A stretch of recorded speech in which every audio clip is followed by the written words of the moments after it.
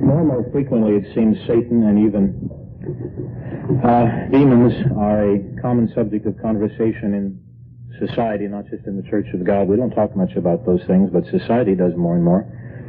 And they discuss it because it seems that a lot of people are realizing now there's something a little bit unsettling and rather sinister and sort of sick and very, very evil is happening out there, and people are concerned. I think it began in about 1970, the so-called Beat generation. Began to talk about the Age of Aquarius, and they had a meaning for that, an age of magical things and what have you. And the interest in the occult began to skyrocket. Satan worship became a subject of conversation in many, many locations. And then you had the drift toward the Eastern mystical religions, and witchcraft became popular. Seances came back into style. And, even this wave of what I would call demonic movies, like The Exorcist and The Omen, have become not just an American, but a worldwide phenomenon. I mean, it's every place. Everyone goes to see these crazy movies. And, it's going to continue to escalate and to become more prevalent, and ultimately will affect the lives of millions of human beings, and will affect the lives of some few members of the Church of God. And I'm going to talk to those few people today. It's not going to affect most of us because we're not really vulnerable, but a few people are, and I want to talk to them. Now, this is an age when Satan is more active and more agitated than ever before. He was very agitated in the days of Jesus Christ. Whenever Christ is around, the spirit world becomes agitated because he's the boss and he's in charge, and they know it. They're agitated again because Satan realizes that his time of dominion is almost over, and he's frightened and worried, and there's a lot of anxiety. He knows his time is short. And when Jesus Christ comes, he's going to be stripped of all dominion and his authority. He doesn't want that, so demonism, interest in it, has begun to escalate once again. And, the anger and the rage that Satan feels right now is going to mount, and ultimately is going to precipitate the worst spiritual crises in all the history of mankind. There are going to be some titanic spiritual battles in this earth, fought between the angels of God and the fallen angels who have followed Satan. And it's going to be rather frightening, not for you and I, once again, not for you and I, because it won't influence us, but for the world and the few members of this church who go back into the world. It's going to be a pretty scary time. Now, I mentioned a couple of weeks ago that armies of holy angels encompass about and protect and support daily every member of the Church of God and their children at all times. That's a wonderful promise. And never forget that throughout the entire sermon, don't forget that specific point, because they are there continually. So, consequently, very little of this satanic activity is going to affect us, because it can't. I mean, it's like, living behind, a rock wall, and they can throw a stone at the wall, but it's not going to hit you. And we're going to be protected and from the invisible forces of evil.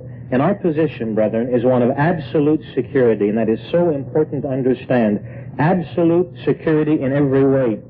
Because of our relationship with God, and because the Holy Spirit is in us, and because of our involvement in the work of God, which I'll get to, because if you're not involved, you take off a piece of your armor that you have to have on. And so many other things. The angels round about us as well are giving protection, and we have absolute security. And as we come into an age when the power of Satan to destroy and to kill, because he is a murderer and he can kill, brethren. I want you to know that. He can not only destroy a mind, he can destroy bodies. He is called in the Scripture a murderer from the beginning. And he has that power not over you and I, but over the world. And that power is going to begin to shatter and hurt and influence millions of lives, more than it ever has in all the history of mankind. And we've got to learn as a church, as this begins to occur, that we have dominion. We have full dominion and authority over all that Satan represents.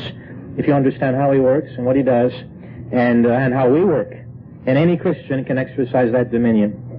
God is supreme and has supreme power over all things satanic and all things demonic, and it's ridiculous to fear Satan. Some of you are right now thinking, oh no, what kind of a sermon is he going to give today? I'm going to go home feeling all creepy crawly. I want the kids to hear this. And let's talk about God, people will say. I want to hear about God. You want to talk about Satan? Don't do that, Mr. Catherwood. Well, yeah, I am going to do that. You know why? Because some of you have turned your back on Satan, and that's sort of dangerous. You don't turn your back on him, you see. You know who and what he's doing. You don't involve yourself with him. But you need to know who he is, and when you do know who he is, there's no fear then. You know, I don't feel creepy crawly about having to confront a demon on occasion, which I do. frankly. And I don't fear that. I have no fear at all. Some of you do. You're just panicky, you see, about things like that. It just makes your skin begin to turn into, one massive layer of goosebumps. It shouldn't. It is ignorance that creates the problem, not knowledge. When you understand what God is, the Bible says that he that is in us is greater than he that is in the world. You know who's in the world? Satan is. That's a promise and a truism. Now, when I first came into the church, I was like some people. I didn't want to face squarely the issue of Satan's existence. I wanted to learn about God and Jesus Christ and salvation and the kingdom of God. But oh boy, don't talk to me about that Satan stuff, because it made me feel, when I was a kid, I heard ghost stories, at summer camp, and the other kids would keep you up to 3 o'clock in the morning telling ghost stories, and you think, ooh, yeah, And I had this as my background. And, the fact of Satan's existence was unquestioned.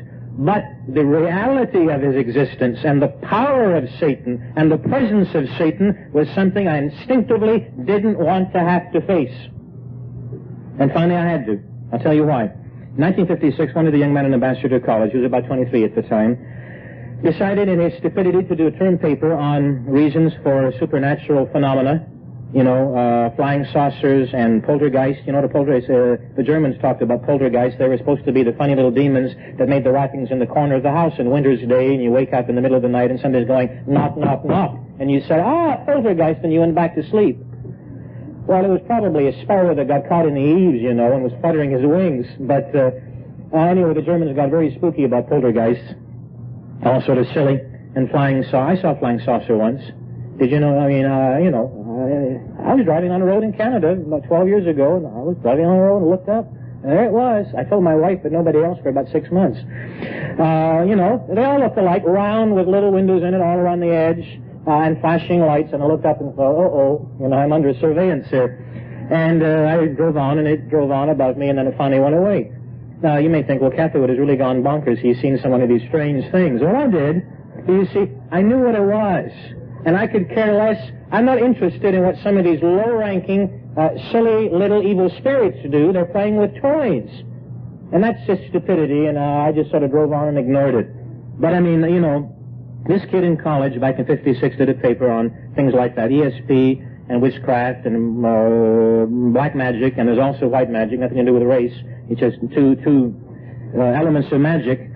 And he got very interested in his term paper and began to think about it more and more, and finally it created a kind of a fascination, you see, that developed and grew and finally took over. He shouldn't have gone into this, but he did. And he wrote it like a hobby horse. For about a month, all he discussed was Satan, ESP, and black magic, and the other kids in college didn't want to hear it. Then the day came, apparently, we were told this later, when his toothbrush, while he was washing up in the bathroom, suddenly levitated and began to float across the room. And literally floated before his eyes, and then came back to the sink and sat there, and then levitated again while he watched. And then the third time, when it sat back on the sink, he said the third time, do it again. And it did. And it came back, and he said, do it again. And it did, and it came back. And he asked the soap to levitate, and the soap did. Brethren, if you want it to happen, it will. If you don't want it to happen, it won't. But he wanted it to happen. That's the point. I don't, but he did. Anyway, he began to meditate on this, and finally he attempted to contact the spirit that was causing the phenomena. He succeeded, because they're more than willing to be contacted, you see. And when you contact them, you come under their power and influence. Within 2 months, he was totally under that influence of an evil spirit force, and he had to be bodily ejected from Ambassador College. Well, I heard from various sources that he became violent for a while. He was psychotic, religiously psychotic. Then he was passive. He went through various stages. And his whole life became an example of the very real oppression that Satan exercises over those who fall victim to his stratagem and come under his control voluntarily. Now, I was upset and rather frightened when that occurred, when I heard about it, because I thought, boy, maybe it can happen to me. But then I learned it can't, you see. It can't.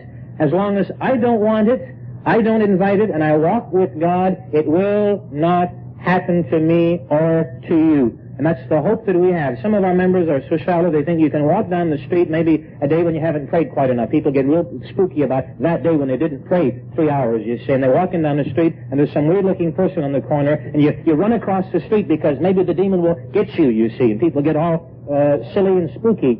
And people like that have no concept at all of what being in the Church of God means, what it's all about and what God does and how God protects us, because it cannot happen like that. That young man was an example of stupidity, not vulnerability. Brethren, I am not vulnerable to that type of thing, and either are you. Once you have the Spirit of God, vulnerability is gone. You're out of Satan's society. Stupidity, yes, can cause it, but not vulnerability. Satan has got to stay away from you like, nobody's business. And he can't involve himself in your life unless you want him to and you invite him to. Now, if you do, things can happen. But you see, when you're enlightened and you know his wiles and his devices, and you know what to avoid, there's no further need for fear on any level, and I'm not afraid.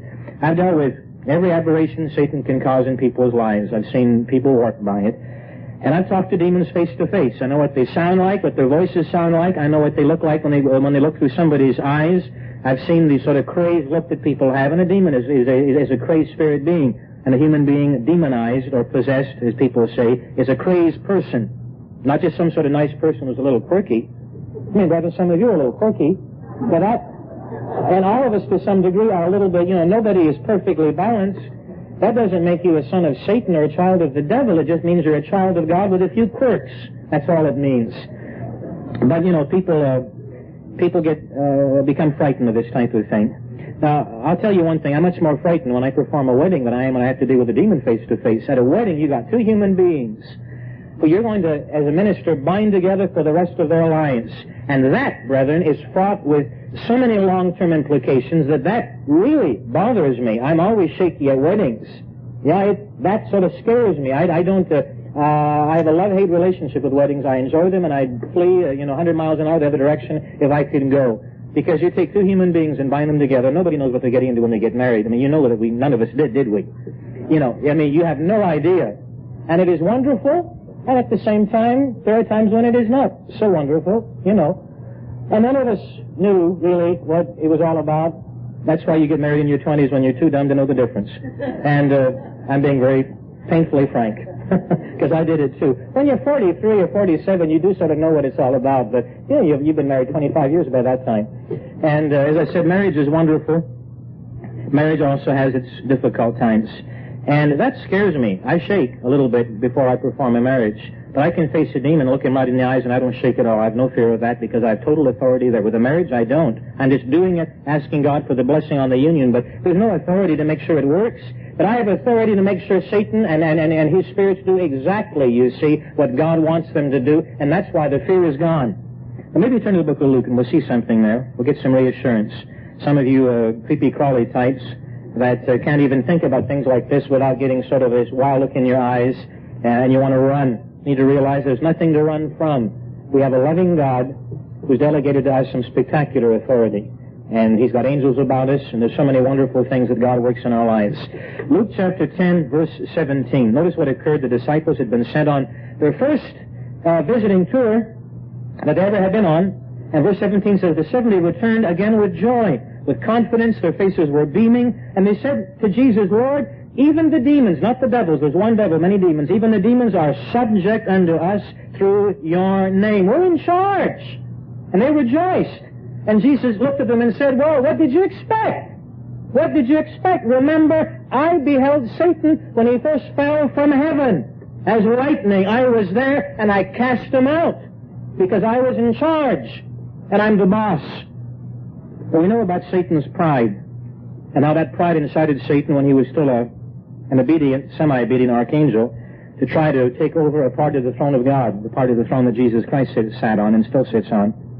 And you've heard the story about that great covering cherub that hovered above the throne of God, right above the Father, and just below the seraphim. And he was there for millions of years. He was the Father's second counselor. Jesus was the first. He was at the right hand of the Father. And right above the Father was this cherub that hovered there and listened and analyzed and even gave counsel on occasion, reminded the Father of certain things. And he'd been there, you see, over the Father's shoulder. And he was sent on various missions. And he began to feel as time went on that he was number 3, but that Jesus, who was only number 2, only in brackets, you see, wasn't as qualified as him because he'd been over the Father's shoulder all those millions of years. And Christ had simply been sitting at his side. And this is how Satan analyzed it. So he began to feel that he should take over Jesus Christ's position. Remember Isaiah 14, verse 12? Satan said, I will become like the Most High. He didn't say, I will strip the Father of his authority. He said, in effect, I will strip Jesus Christ of his and dispossess the number 2 so that Satan, who was number 3, could sit on the throne of God beside the Father. Now, his apparent plan was to dispossess Jesus Christ of his authority and be in a position of authority directly next to the Father at the beginning. Now, that was his major contest with Jesus Christ. But, you know, if he'd actually done that, and that's theoretical because he couldn't have, but if he had, ultimately he would have challenged the Father as well, because he was doing it out of pride and vanity. Any man who wants a job or a position out of pride will ultimately try to dispossess everybody, and that would have happened. Anyway, it's interesting that Satan's major conflict then and now is with Jesus Christ. Indirectly with the Father, but directly with Jesus Christ. And that's why he tried to kill Jesus, you know, within weeks after Jesus was born. Who tried to kill him? Satan. Inspired Herod to take the life of the newborn baby Jesus. Satan has always tried to triumph over Jesus Christ, and Jesus Christ has always triumphed over him. Jesus cast him out of heaven when he rebelled. That's what he says right here. In Matthew chapter 4, you see Jesus Christ had to come again into a situation where there was a clash of wills between him and Satan, and Christ again defeated Satan. He always has, and he always will. So when the 70 came back and said the demons are subject unto us, you know, they're not our masters. People in the world are oppressed by demons, but they said, not us any longer. They're subject to us. Jesus said, well, of course, because I am the master. I cast Satan out of heaven. Verse 19, behold, I'm going to give unto you power to tread on serpents and scorpions. Not real serpents. He wasn't talking there about snakes and walking out in the woods. If you live in Alabama and there's this awful fat big cottonmouth sitting there on the edge of the pond, as I've seen, baptizing people, and you look out, you know, southern Alabama is beautiful, but all those snakes. And I had no desire to apply this and to step on one and see what would happen, because that really isn't what he's talking about. Serpents and scorpions and frogs as well are used as types of Satan in the Word of God. And Satan spoke through a serpent. He also has, on many occasions, spoken through frogs. And, you know, in all these Pentecostal-type meetings, they're always talking about a frog jumping out of the eaves, or a frog here and it spoke, or something like that. Always frogs and serpents, on an occasion dogs. And, you know, I want nothing to do with that. I don't have to have anything to do with that. He says, we have power to tread on serpents and scorpions. Remember in that regard, Romans 16, verse 20, it says, the God of peace will cause Satan to be trampled under your feet shortly. We have authority over that. And, in fact, Christ said to, I guess it was to Eve, as I remember back in Genesis 2, that someday you will bruise Satan under your foot. It's talking about authority. It means we have greater power. It means we have no need to fear. I give you power to tread on serpents and on scorpions over the enemy, and he's a very real foe, but we have power over him. And over all of the power of the enemy, and notice, nothing that Satan does shall by any means hurt you. I repeat that for stress because it is so important. Nothing shall by any means hurt you. You know why I can confront a demon? Because he can't hurt me. He can't touch me. He cannot attack me. Nothing shall hurt you. Now, we're going to apply that promise so often as the years go by, as a lot of phenomena began to take place. Nonetheless, in this, rejoice not that the spirits are subject unto you. That shouldn't be your focus. But rather rejoice because your names are written in heaven.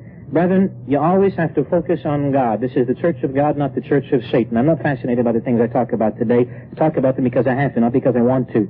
And we shouldn't allow authority over Satan to become a continual obsessive preoccupation or a focus, because that does and can occur, and that is very, very dangerous. Now, some people get so fascinated by supernatural phenomena that they want to talk about it all the time. Whenever you see them, they're talking about angels or Satan or demons or noises or poltergeists or ESP, they go on about it continually. People like that bother me because they have a huge problem. We have members who attribute every noise they hear to Satan. I mean, literally, if they're home watching TV and there's a noise in the rafters, must be a demon. And it's a bird, you know. Or they walk out in the woods and they see a little light someplace, and it's probably, you know, I don't know what it might be, and they're running home madly that Satan is after them, you know. Or they got a pain in the big toe and they think Satan's pincing them or something of the kind. And I've had people, literally, that's not an example I've made up. That has been discussed with me a few months ago. There seem to be two extremes in the church. Those who walk through life taking no precautions, trying to assume Satan doesn't exist, and then through their own stupidity fall into his trap, forget he's a foe.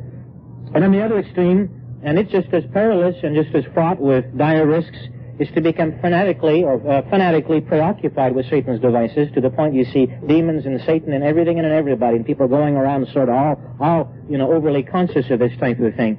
And Satan will promote that because he's very crafty, and he knows that fascination with things demonic will lead you under his jurisdiction. So the only sane approach is awareness of his tactics. Awareness, you know what he does, you can outmaneuver him, but that awareness must not be allowed to become fascination or preoccupation, because that fascination of itself is very, very dangerous. Galatians 5 says that, witchcraft is one of the works of the flesh, and the potential for that preoccupation is there in your life. Now, one little thing about the sermon, I don't want you to discuss it after church. Oftentimes you discuss some sermons with other members. Don't discuss this one. Talk about something else. I'll tell you why. Because unless you have the biblical perspective, you're apt to go up the deep end and not get it sort of in its right perspective. And as sure as I'm standing here after services, somebody would jump up out of their seat and grab the person next to them and say, you know what happened to my grandma 15 years ago? She was walking out in the woods and she saw this thing and there was a voice, and you go into graphic detail, and everybody within 50 feet is going to go home feeling really creepy. You see, I know some of you would do it. Because as soon as you begin to discuss this, some people's eyes get all big. Oh, boy. Wow. And, of course, other people, they get sort of broody-looking and think, oh, no, not that. We got these two extremes. So there's no point in discussing it, simply because some people would be spooked, and it would tend to indicate that there is in you this potential for fascination, which, of course, is very, very dangerous and must be kept in control. Now, we're not to fear this type of thing. I don't go home after a sermon like this feeling creepy crawler. I just go home and that's the end of it. I really am not all that bothered by it. I'm bothered by the fact that some of you will come under this power as the years go by through your own stupidity, and willfully. You won't be taken over, but you'll let it happen. And I want to tell you how not to let it happen. So what you need to do today is go home rejoicing that you're a servant of the living God, thanking the Father that your names are written in heaven. He's given you protection, and always has, and always will, and you're going to walk with him and outmaneuver Satan. So identification is very, very important. Turn to the book of 2 Corinthians chapter 2, verse 9. I want to show you that we can familiarize ourselves to some degree with Satan's schemes and devices, and know what he does and how he works, and then simply avoid his territory. Not get involved. In the middle of a rampant, growing demonic activity, we need to know our foe up to a certain point, not to the point of fascination, to the point of awareness. Verse 6 of 2 Corinthians 2, this is discussing a person, by the way, who was disfellowshipped from the church for a very gross sexual act or problem, and Paul is talking now about the aftermath. The person had repented, and therefore had to be brought back in, and Paul said, hurry up and get them back in the church because they're awfully vulnerable right now. They're out of the church, therefore outside of God's jurisdiction. And Christ is not totally in charge of their lives because they've been disfellowshipped, and he said, bring them back in quick before Satan takes his allowed advantage. Now remember, brethren, that Satan, we have to conclude that Satan has unlimited power, to influence and manipulate anybody out of the church as he pleases. Now, he doesn't necessarily take advantage of that or use that power, but he has it. There's time and chance, and some people are less influenceable, but some people with great character won't be that influenced out of the church, but some will be. But he has carte blanche and the red light to do what he wants. Now, in 1 Corinthians 5, verse 5, when Paul originally had to put this man out of the church, he said, I'm going to have to deliver him unto Satan for the destruction of the flesh. So when you're put out of the church of God, literally you have been taken from God's jurisdiction, from his control, and from the influence of the Spirit of God, placed outside of the pale of that influence, and delivered back into the hands of Satan. And the Apostle Paul said, he will destroy the flesh. That's a little scary. When you're in the church of God, all that Satan can do after baptism is drop a few thoughts in your mind that you can eject or reject, but he can't take over the mind. He can simply put thoughts in it. But he's got to race on. He can't stay then, you see, and work with the thoughts or twist the thoughts. He can drop them in, and then he's got to leave. You're the one that deals with the thoughts and lets them go on. That's the carnal mind that does that. Satan can also cause certain sicknesses, and he can place some temptations in your path. That he can also do. He can set up these temptations, but even then he's got to go. He can't stay. So his authority is pretty limited when you're in the church of God, and in no way are you under his full-time influence and jurisdiction. And some of you think you are, and you are not. And to think otherwise is to disrespect the power and the authority of God. Now, we're not in the world. So this man had been placed back in Satan's domain. And the Apostle Paul said this, verse 6, sufficient to such a man is this punishment which was inflicted of many. And he said he's repented, Now it's time to bring him back in, because he's been committed to Satan. And, you know, you read about some of these bizarre murders.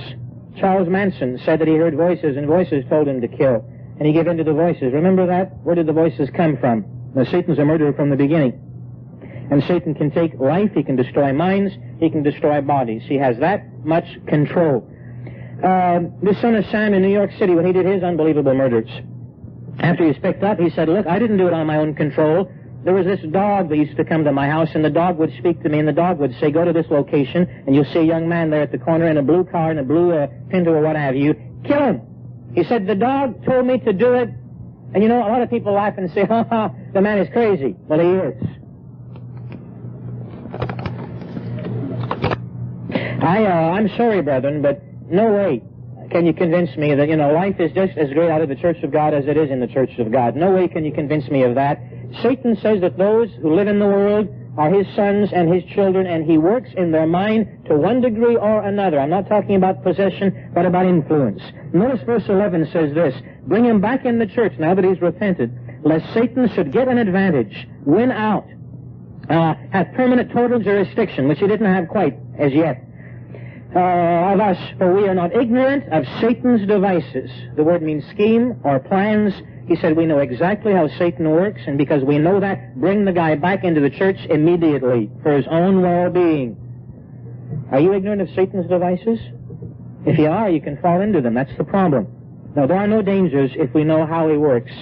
And, you know, there's no permanent influence, God says, if we're cognizant of his devices and we avoid them like the plague. When I know of an area in which Satan works, I just stay away from it. That's how you resist him, and there are no problems. That's why I have no fear, and neither should you. I want to show you something else in Ephesians 6, verse 11. The scripture that corroborates that Satan has a system and an area in which he works, and when you stay away from that area and from the system, you have protection, and he stays away from you. He can't arbitrarily sort of involve himself in your life. And some of you think he can, and you're wrong. There's no theology that proves that. That depends on you. Finally, let's see, notice, verse 11 talks about the whole armor of God, and put on that armor that we can stand against the wiles of the devil. That's in verse 11. And this word translated wiles is methodia in Greek, and methodia in Greek means methodology. Obviously, it's the same basic word. And Satan has a methodology. We can stand against his methods. And he's designed certain things that he does, certain strategy that he uses to cause human beings to fall under his influence. And when you know what that strategy is, you simply cannot. It is impossible to fall under that kind of influence. You cannot. I mean, it would be ridiculous of God to sort of let us, you know, be taken over arbitrarily by Satan. We're just sort of walking down the street and boom, he's got you. Now, what kind of a God would allow that type of thing to happen? Well, not the God that we worship. Verse 12. We do not wrestle against flesh and blood, but against principalities, and that word means against demons that are over a certain territory. It means a demon of a certain rank that has a certain job assigned to him, and I told you a couple of weeks ago in the Sermon on Angels about the demon who was the prince of Persia, another one who was the prince of Greece, and on that level there are demons over certain parts of the world, and they run the political processes in certain parts of the world. We fight against powers, against the rulers of the darkness of this world, against not spiritual wickedness, it doesn't say that, but against wicked spirits in very high places. And these four words give a very vivid word picture of Satan's invisible spirit government. So you see, just as angels have all these offices and ranks and areas that they work in, so does Satan. And there are demons that are more wicked than others. I'll get to that in a few minutes. It says in one place in the Gospels that a demon left, and he came back with I think 100 or 10 or 50 demons or a dozen that were even more wicked than him. So there are levels of wickedness. There are even demons that are not so wicked at all. They're deceived, but they're not highly wicked. And they're the ones that deal in churches. There are churchy demons that sort of like to work with the Bible and enjoy people to some degree and are only partially wicked. And I call them religious demons. And then there are the high-ranking ones that want to be in politics. I mean, there are very wicked ones and ones in the middle and ones that are sort of wicked, but have been deceived and deal with other areas of life. I mean, the poltergeists that do the wrappings in the wall, I mean, they're such low rank that if anything like that ever happens to you, just sort of ignore it. Say, well, you know, kid stuff this is. I mean, if such a silly thing ever occurs, and it is not a sparrow who's gotten caught in the flu, you see, or in the fireplace or something of the kind, which is generally what the problem is. Who talks about the armor of God? Well, what is the methodology and what are the wiles? And let's discuss some of that very, very briefly. We'll do some identifying very quickly. I have four, and one is the realm of politics and government. Remember, Satan and his demons have their residence in the atmosphere of planet Earth, not in the third heavens, not in the second heavens, only in the atmosphere of planet Earth. And one of the major goals that Satan has with his spirit armies, wicked spirits, is to subjugate the entire population on Earth to their absolute authority. And one key way that they use, the key way, in fact, that they use to do that, is to infiltrate the political system of every nation on the face of the Earth. And then once they have that system in their control, you see, then through that system of government, they can create the kind of society and culture that they can work through effectively. And then they did that in India. India is full of demons and full of weird, and I'm sorry if you're of Indian extraction, I'm sorry, but the number of maniacs and people who have lost their minds and who have just gone out of their heads in India is one of the highest in the face of the earth. And it's an awful country. And Satan has used the political system to accomplish that. He's used ours a little less effectively. Some nations aren't quite the same as other nations.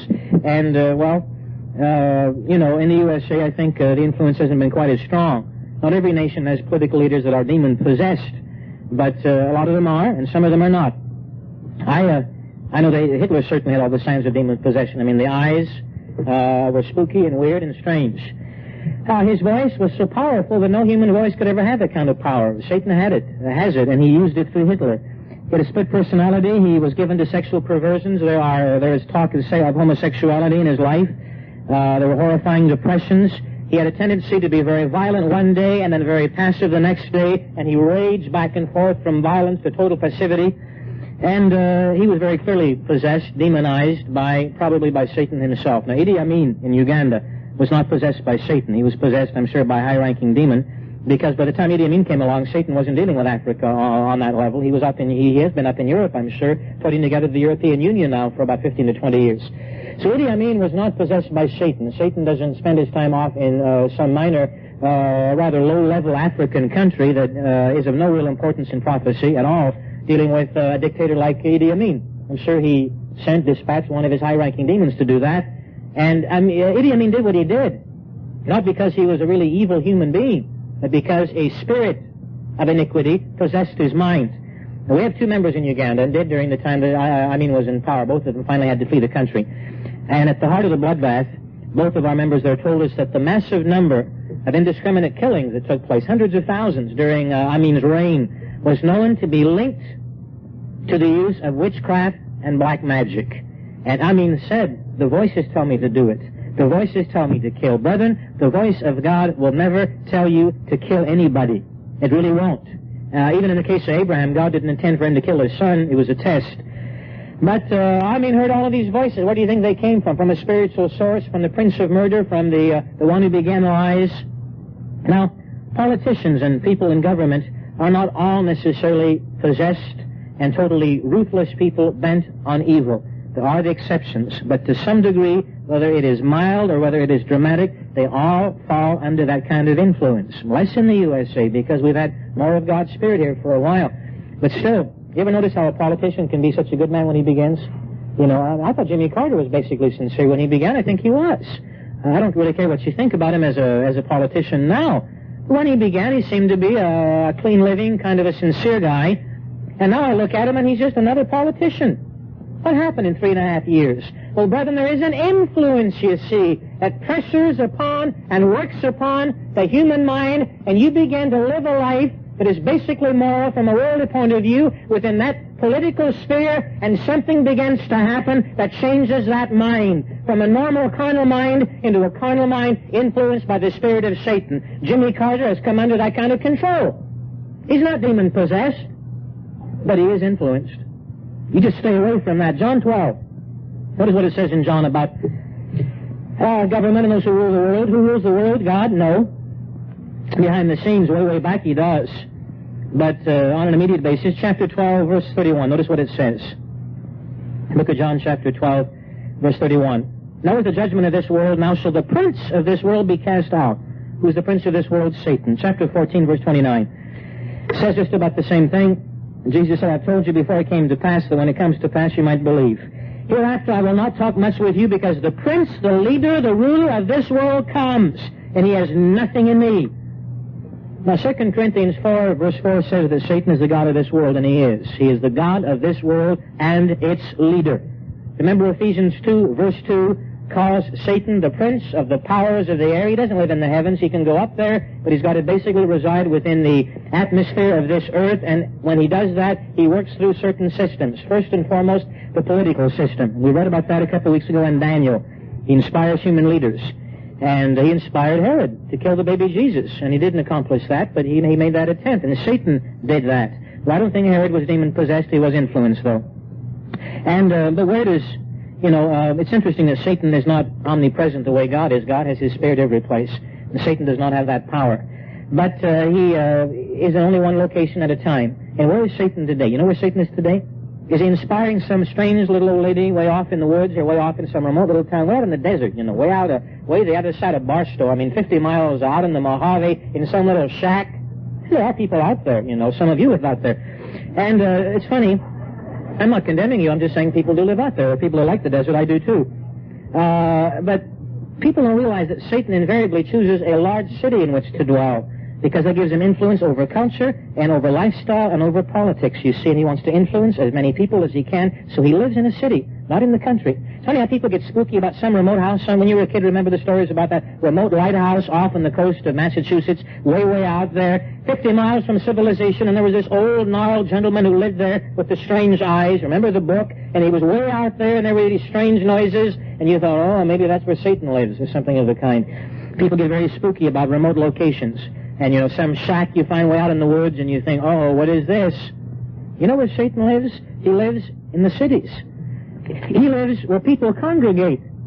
And I'm not saying that, an unusual demon who doesn't like civilization might not go on out in the outback someplace in Australia or way back in some small town on occasion, but it would be the exception, not the rule. I bumped into that when I was in Mississippi years ago.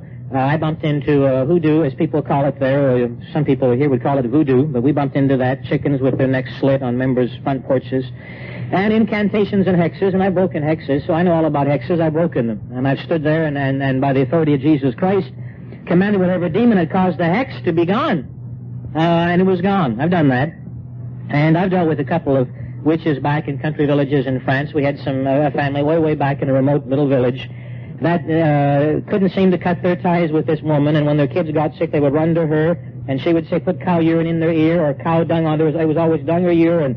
And I've gone out, I haven't gone to their house. I said that this morning. They had come to me with the urine in the kid's ear, when the child had an earache. And la sorcière, they said, nous a dit de mettre ça, and all this kind of stuff. La sorcière means the witch. So back in some of these remote places, there are women like that, almost always women for some reason. Very few warlocks, but a lot of witches. Now you might analyze that, why maybe women are more prone. In some societies, it would seem, not always, but it does seem to be that way. At least in North America and Europe and Africa, they tend to be men. But in our society, it tends to be more often women who get into that. I don't know why. But, I know that Satan works in some of these remote places.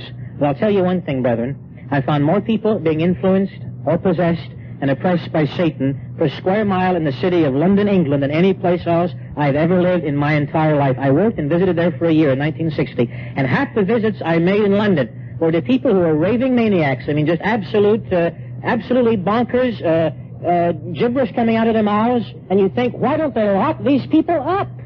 I mean, they must be low on asylums in England. There are people running the streets in England who are strange by the millions. And I remember one man that I dealt with, who was of Hindu descent, I guess. Hindus, I guess, wear turbans, or maybe Muslims do. But I remember going up to his room. He asked for a visit and baptism. And when I told him, well, you'd have to wait on baptism, he began to unwind his turban and threaten me with bodily injury. He's going to cut off my fingers or something like that, he said. And he unwound his turban. I'm wondering, is there a sword in there? And there was nothing down to his head, and then he began to rewind it. It's quite an affair. It takes about 20 minutes to wind it back up. And then he began to unwind it again, you see, and goes back and forth. He did this about 5 times. I don't know why he did it. I finally left.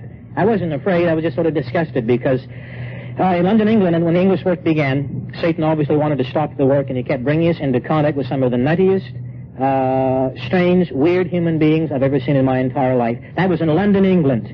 Now, they say all the nuts moved to Los Angeles. Well, you didn't move to Los Angeles, you see. You moved to Orange County, or you moved to San Bernardino County, and we're normal folks out here. But there's a certain truth, isn't there? You know, the nutty people from Fresno and the nutty people from up in the valley and the nutty people from the small towns don't stay in the small towns. They move to L.A. or San Francisco or St. Louis or Boston or, you know, Chicago or New York or London or Montreal.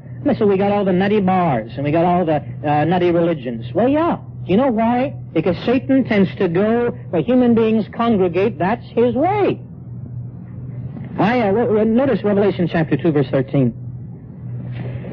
Makes that very clear. Where is Satan today?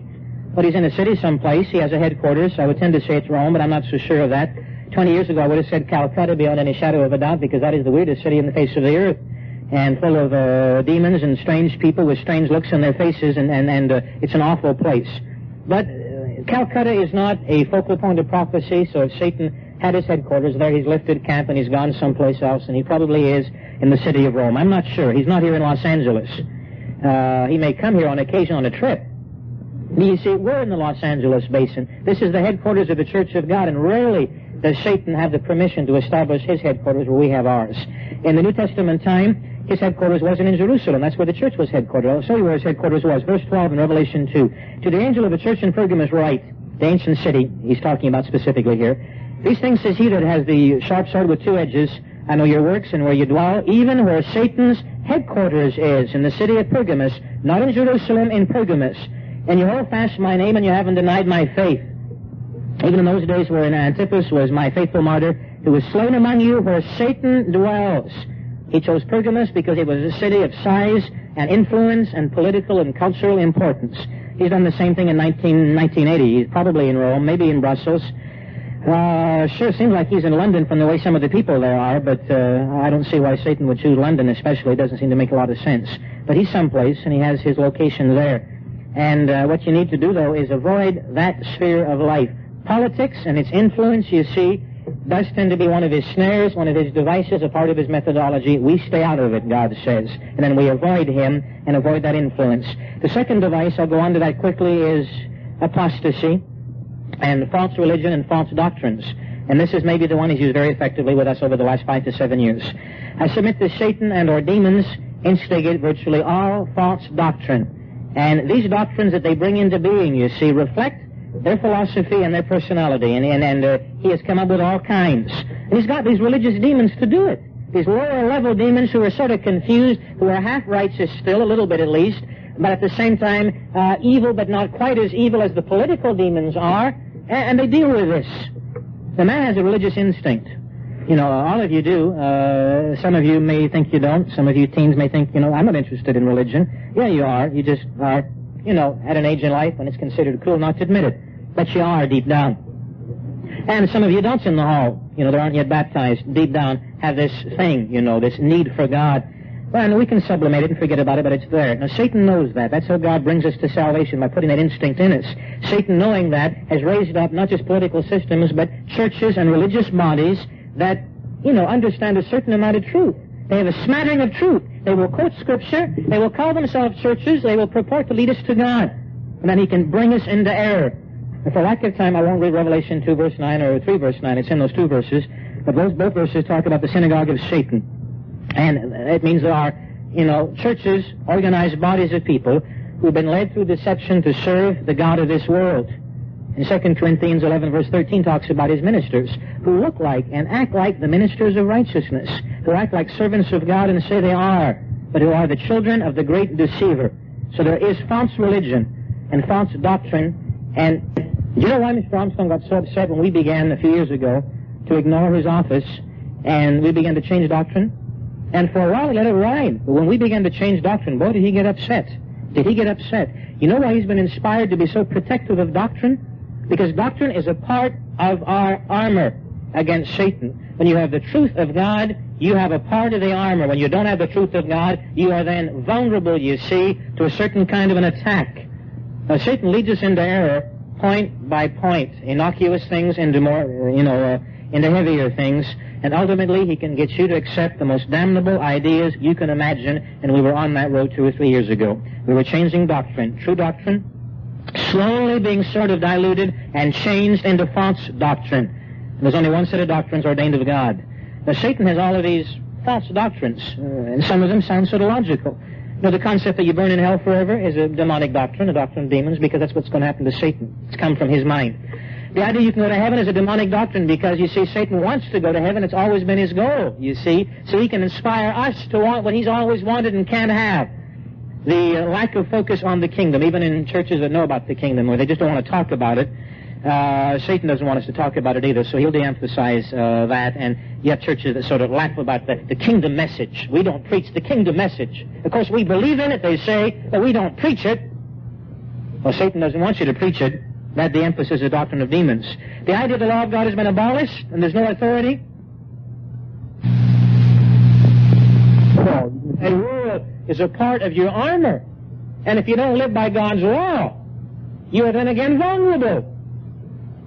Well, Satan, of course, doesn't accept law and authority, so he says the law is abolished. And then this other idea that a lot of our dissidents, and those who have gone, including about 20 people from here in Riverside who have left, another doctrine of demons is that it doesn't really matter what you believe. There are many churches of God and many Christians and other organizations, and as long as you love God and serve Him, it doesn't really matter what you believe.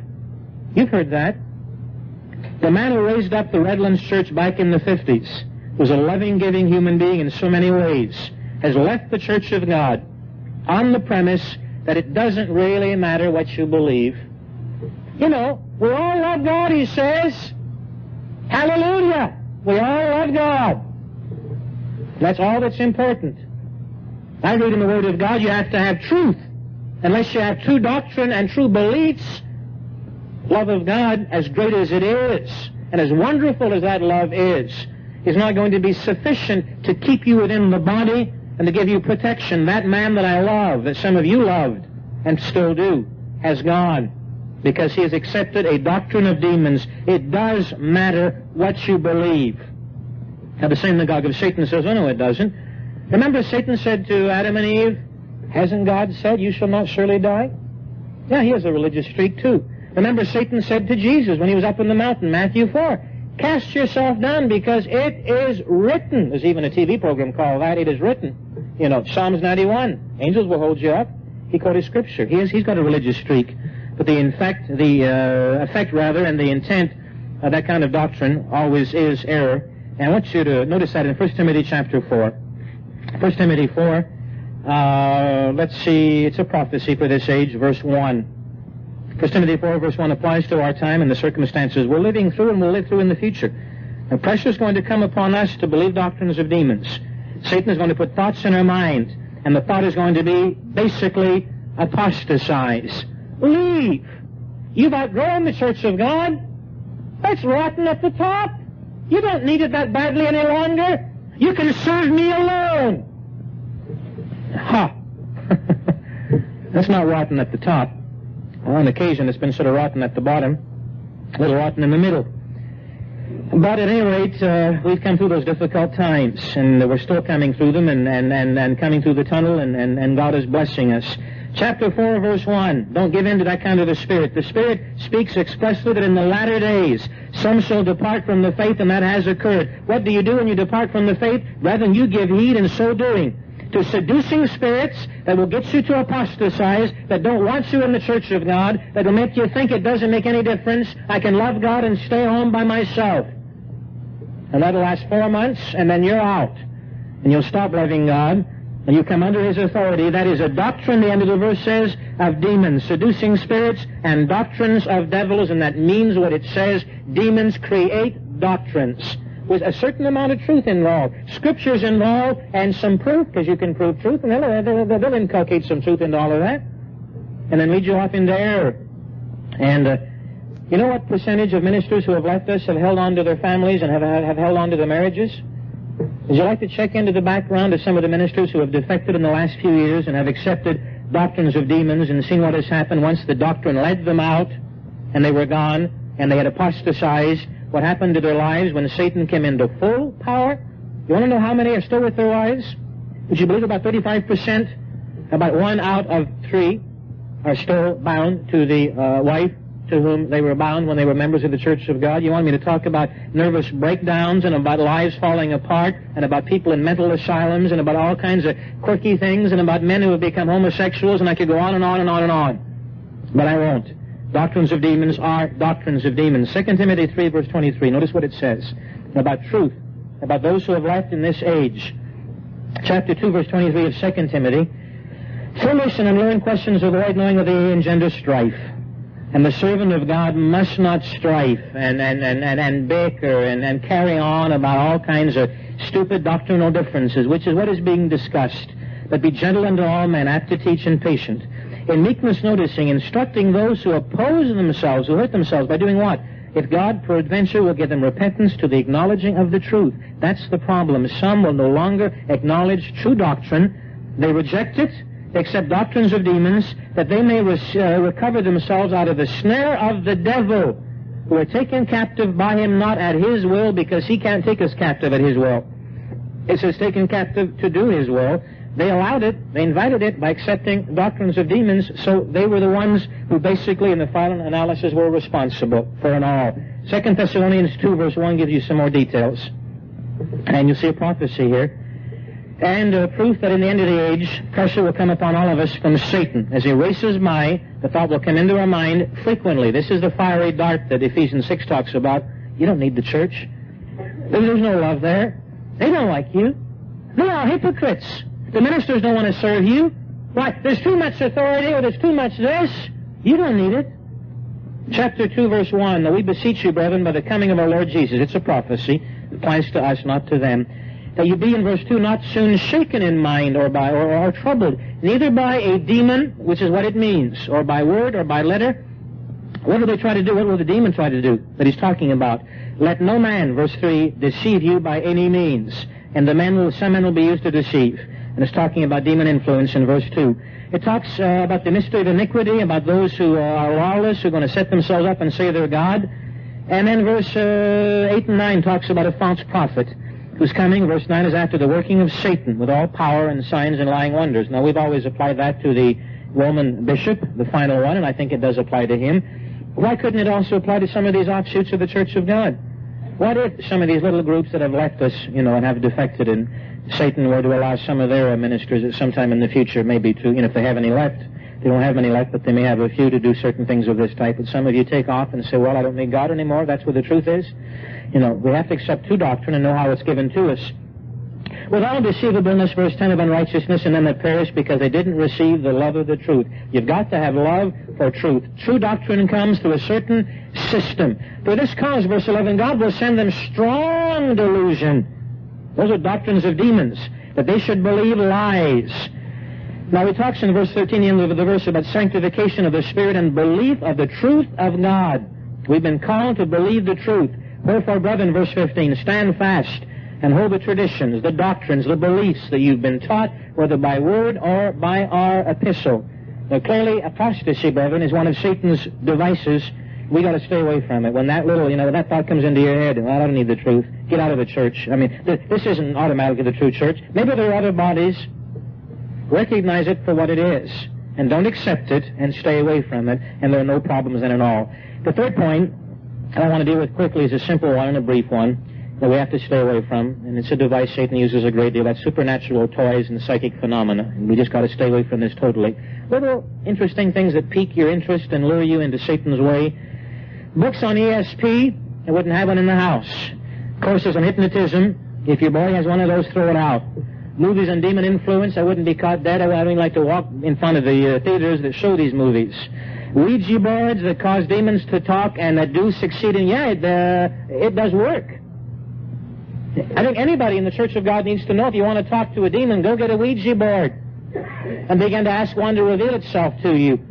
Now, you'll come under that influence and we'll put you out of the church if you do, because we won't allow that here. But it's as easy as that. But the interesting thing is, if you never do it, there's no danger and there are no fears to be had and no dreads. I was shocked, a couple of years ago, when a minister who got caught up in liberalism began to deal in astrology and horoscopes and began to encourage kids in Ambassador College, when they were interested in getting married, to, check their potential mate's zodiac sign and see if it was compatible with them. Minister did that. He's now gone from God. He accepted some doctrines of demons, and this thing got him going as well, and he's left the Church of God. Strange. Now, we know that in years to come, Scripture foretells a terrifying outburst of magic and occultism. We must, brethren, stay away from the toys and the paraphernalia of the occult world. Acts 19, if you got a statue of Buddha in the house, throw it out. You know what those little statues of these false gods symbolize to God himself?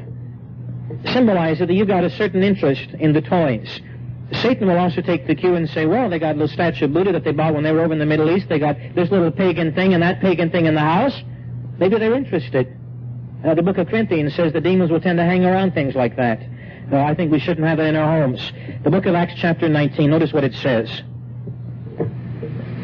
Let's see, verse 11. God wrought special miracles by the hands of Paul. And from his body were brought unto the sick handkerchiefs or aprons, and the diseases departed from them, and the evil spirits went out of them. And then certain of the vagabond Jews who were exorcists. You see people who played around with this and thought, they put on shows. Magic shows, as they were called. And don't let your kids put on magic shows. They got a magic set it, throw it out. I don't think there's anything wrong with a card trick or something of the kind. A little sleight of hand is perfectly innocent, and I see no problem with that. But magic shows and magic tricks and all of that stuff is a part of the paraphernalia of the occult world, and there is potential danger in that type of thing. Here it is exorcists. They took upon them to call over the disciples, over them that had evil spirits, the name of the Lord Jesus, saying, we adjure you by Jesus, whom Paul preaches, to come out. Now, there were 7 sons of one Shiva, a Jew, and they put on these shows, and they cast out demons. They had a spirit of divination. They did all these things. And they did this, and the evil spirit answered back and said, Jesus I know, and Paul I know. Jesus had the Spirit of God. Paul has the Spirit of God. I can't touch them. I can't touch the servants of God. But who are you? Well, that is a little spooky right there, you have to admit. Who are you? I would never want a spirit to say that about me. Who are you? Well, if you're out of the Church of God, that's what they say. Who's he? He doesn't have God's Spirit. Then you're fair game. I wouldn't suggest you leave the Church of God. I really wouldn't. And the man in whom the evil spirit was leapt on them, overcame them, prevailed against them, ripped their clothes off, attacked them. But they won't do that to us. You see, they know us. They couldn't do that to Paul and to Jesus Christ. This was known to all the Jews and the Greeks, and verse 18, many that believed came and confessed and showed their deeds. Many of them also that used curious arts and indulged in black magic and enjoyed, all of those things. Occultism brought their books together, all the paraphernalia and all the toys, all the stupid little statues of Buddha and what have you, and they burned it all before all men. And I would encourage you to do exactly that this evening. You got stuff like this in your house, burn it. Get rid of it. Take it out of your life. It is a signpost to Satan, the evil one, that you are perhaps interested in his way. You don't have it in your house. He knows you're not interested. He's not going to try to deal with you. He accepts the fact that those who have the Spirit of God will not be involved in this type of thing, but this is an opening, however small. You ought not and must not have it. I wouldn't have a lot of incense around and all this stuff that people do to these pagan gods. I would avoid that type of thing. Now, for lack of time, I want to go on to the 4th device. Remember, this 3rd device is something you simply stay away from.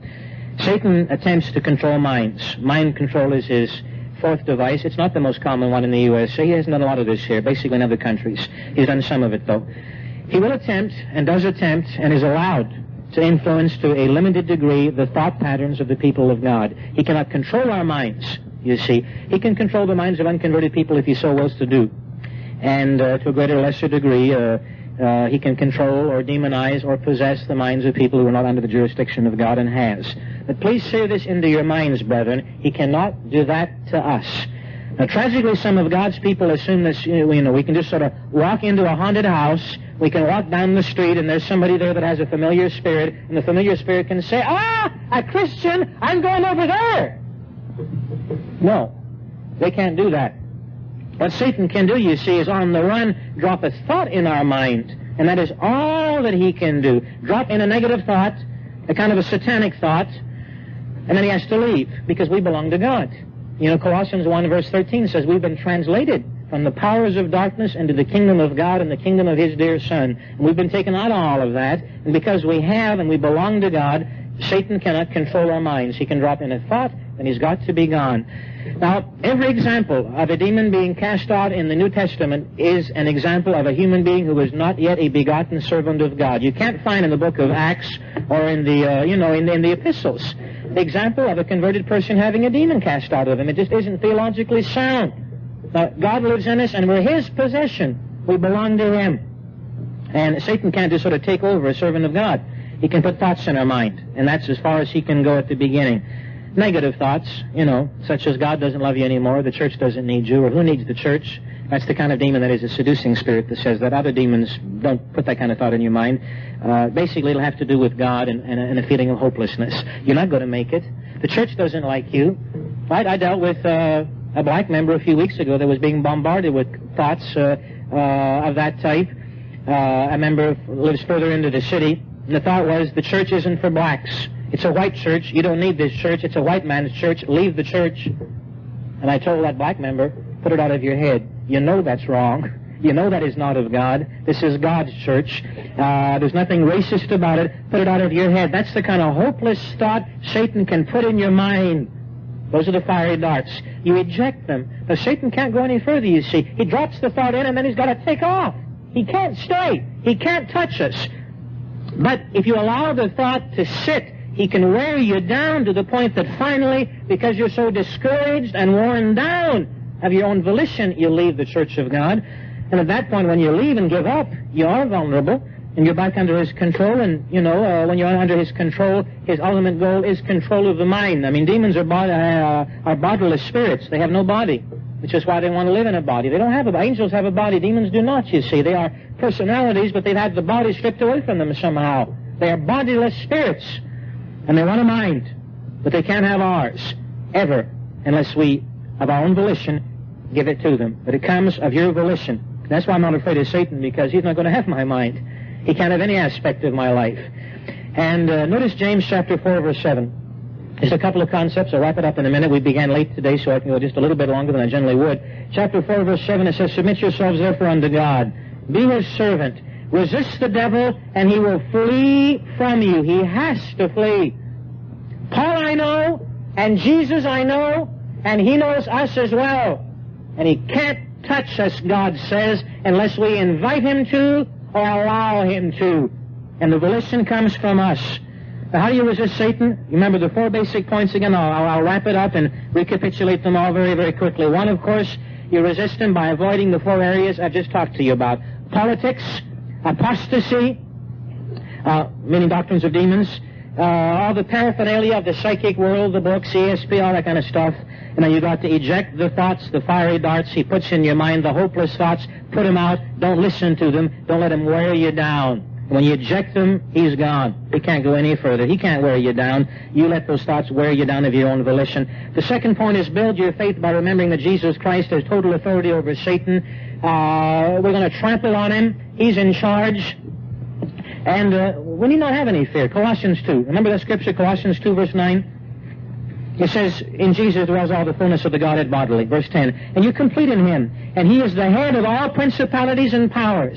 He casts Satan down. He's totally in charge of the unseen spirit world. He is the head. And verse 15 tells us this. He has spoiled principalities and powers. I mean, he has destroyed the power of Satan's kingdom. He is a foe, but he's a defeated foe. He is an enemy, but he's a defeated enemy. Jesus made a show of that power openly in Matthew 4, and when he was originally cast down, triumphing over them in it. He is in charge. Luke chapter 11, notice Satan doesn't have any armor. He's more vulnerable than we are. Luke 11, verse 19. Never forget this. Notice what it says. Luke 11, verse 19. It said to Jesus, by what power do you cast out demons? And he said, verse 20 of Luke 11, I do it with the finger of God. And when it happens, the kingdom of God has come upon you. And we're a part of the kingdom of God now as unborn children. We have that power. When a strong man armed keeps his palace, his goods are in peace. And that's talking about Satan in the analogy here, verse 21 of Luke 11. But when it's stronger than him, that's Christ. Christ is stronger than Satan. When he comes upon Satan and he overcomes him, that's already happened. He takes away from Satan all of his armor. We have armor. Satan has none. Wherein he trusted, and he divides his spoils. So the power of Satan has been broken by Jesus Christ. He's an enemy, but a defeated enemy. 1 John 5, verse 18. This is why he tells us this. When we serve God, we love God, we walk with God. What is the promise? Chapter 5, verse 18. We know, this is 1 John, by the way, not the gospel, but the epistle, chapter 5. We know something which is precious and wonderful, that whosoever is born of God doesn't sin. But as he doesn't practice it continually, he sins on occasion, but he's trying not to. But he that is begotten of God keeps himself. He's working, he's trying to do his part. He's not perfect, but he's trying to keep himself clean. And notice the promise, therefore, that wicked one touches him not. I have to accept that, brethren, for what it says. That's where my faith has been based and founded. The wicked one cannot touch him. And we know that we're of God. We know it. And notice the end of verse 19, and the whole world lies not in wickedness, it says in the Greek, in the power of the wicked one. The world lies in the grip of the wicked one, that he can't touch us. Grow in faith in that promise. He can't do it. The third point is you need to be filled with God's Spirit and have God's Spirit, and when you do, you're given protection. Satan sees God's Spirit in you. He knows you're begotten. And greater is he that is in us than he that is in the world. When you have God's Spirit, it means Satan cannot touch you. He knows who you are. Notice 1 John chapter 2, verse 14. Interesting little scripture, but it's a powerful one. I've written unto you, 1 John 2, verse 14, fathers, because you've known him that is from the beginning. I've written unto you, young men, in the church of God. Why? Because you're strong. You have the Spirit of God. You have spiritual strength, and the Word of God abides in you. You study the Bible. You're living by the Bible, and notice, as a result, consequently, you have overcome the wicked one. We're not sort of, sitting here thinking, oh boy, about Satan, ooh, that's scary. I just don't know. Yeah, we can know. He can't touch us. Now, Ephesians 6 sums it up. One other point, the fourth point that I'll involve with Ephesians 6 as we close, is be involved in the work of God. You have to have that involvement because God's angels are encamped about the work, and the church of God as it does the work. You have to have involvement in the work of God. That's point 4. Go on back to Ephesians 6, and we'll simply sum it up very quickly now in closing. Finally, my brethren, verse 10. What do you have to have? What is the armor that God gives us that will protect us through hell and high water, through all the onslaughts of Satan, through an awful age that lies ahead of us, and we'll be protected, and we'll be strong, and God will be with us, and he won't touch us, ever. Finally, brethren, be strong in the Lord and in the power of his might. That means have God's Spirit. Put on the whole armor of God, every piece of it, that you may be able to stand against the wiles and the methodology of Satan. We don't wrestle against flesh and blood. Take unto you, verse 13, the whole armor of God, not just part of it, but all of it, every piece of it, every piece, that you may be able to stand in that coming evil day. It's a prophecy for us. That day is almost upon us. And having done all to stand therefore, having your loins girt about with truth. That's true doctrine. You've got to have right doctrine. It does make a difference. It's a doctrine of demons to assume that doctrine doesn't matter. The loins, the front part of the body is girt about with truth, true doctrine, and we have that. Having on the breastplate of righteousness, which means obedience. You're an obedient person living by and respecting the laws of God. And notice your feet are shod with the preparation of the gospel of peace. I mean, you're in doing it. You're involved. You're praying. You're supporting. If you can do something to get the work moving ahead, you do it. You jump into things. Your feet are literally shod. I mean, right down there where the shoes are. There's this beautiful preparation that's a part of your life of the sending out of the gospel of peace. You're involved in the work of God. That involvement is so vital. It's a part of your armor.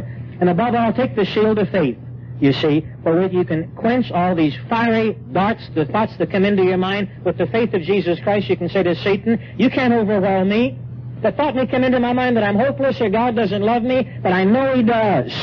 Then you reject the thought because you've got the faith to believe that those thoughts are wrong. Then you take the armor of the helmet of salvation in verse 17. Simply means you've got God's Spirit in your mind. That's what the helmet covers, the head.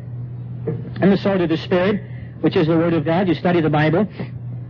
And then you pray always, verse 18, with all prayer and supplication in the Spirit. When you do those things, brethren, what begins to occur? Well, you stand. The point is this, do you have true doctrine? Well, that, you see, covers the loins.